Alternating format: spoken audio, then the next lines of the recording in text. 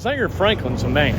And listening to Zaire Franklin talk about football and talk about leadership and talk about the process of getting better and better and better and better, I think it's instructive for everybody. You want a guy like this on your team, and if the Colts were able to get him with a 7th-round pick, you know what?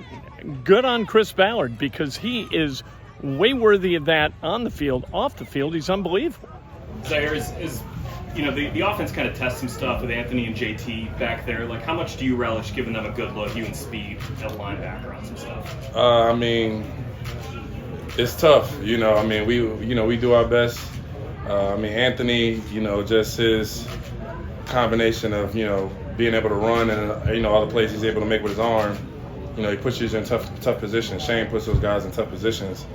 And every day I was just telling EJ, I feel like, me and JT are playing cat and mouse. It's like I'm just constantly trying to catch them and run them down all day. It's like Tom and Jerry. So, but I'm thankful to have JT back. He makes me so much better. I remember in 22, just being able to compete against him every single day, from one-on-ones to team to whatever that is. Iron sharpens irons, and I believe he's the best running back in the league. So, hopefully, he makes me the best. How's that pairing in the backfield force you guys as linebackers to stay disciplined? Man, it's tough. You just can't really trust nothing that you see.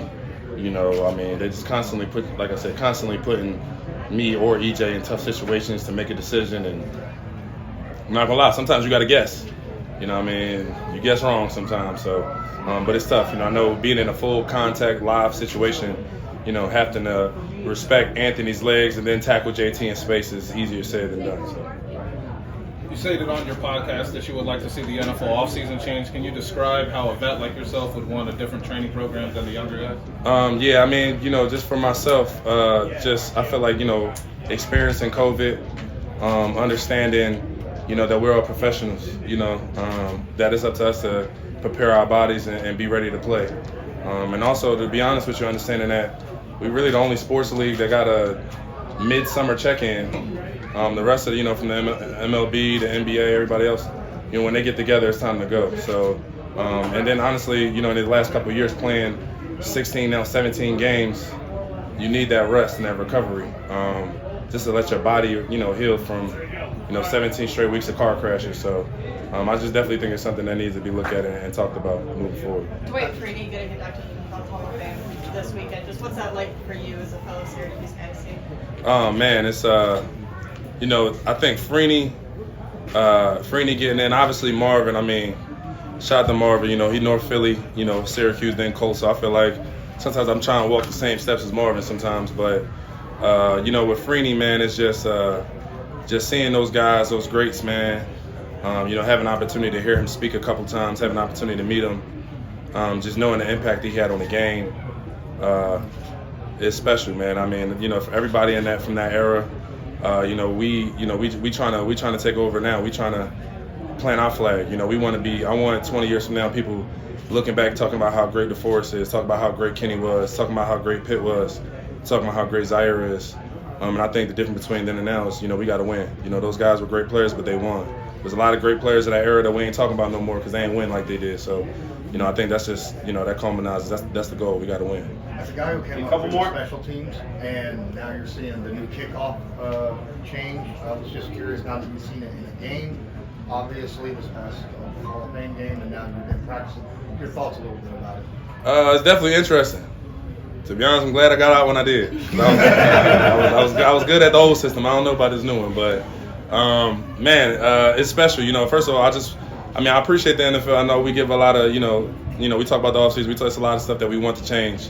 But I do appreciate them putting emphasis back on special teams. Kickoff gave me a job for 4 years, and it allowed me to, get paid and help feed my family the first time around, and I'm forever appreciative of that.